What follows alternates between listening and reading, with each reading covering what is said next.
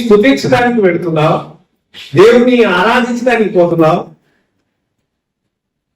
ఒక గృహిణి ఎలా ఉండాలో, ఒక యవనస్తుడు ఎలా ఉండాలో, ఒక భర్త ఎలా ఉండాలో, ఒక భార్య ఎలా ఉండాలో, ఒక తల్లిదండ్రులు పిల్లల ఎలా ఉండాలో, ఒక యజమానుడు దాసుని ఎలా ఉండాలో, ఒక దాసుడికి యజమాని పట్ల ఎలా ఉండాలో, పిల్లలు పెద్దవారి పట్ల ఎలా ఉండాలో, అత్తగారు కోడలు ఎట్లా చూడాలో, కోడలు అత్తగారిని ఎలా గౌరవించాలో,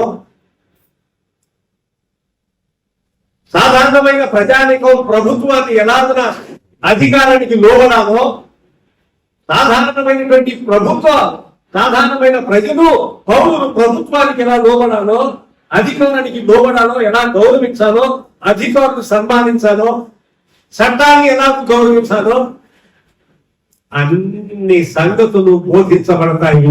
ఇక్కడ ఒక తప్పి మతం తప్పించి నువ్వేమనుకున్నావు, అన్ని తప్పించి మతమే బోధిస్తారు ఇక్కడ అనుకున్నావు. మన అర్థం లేదు.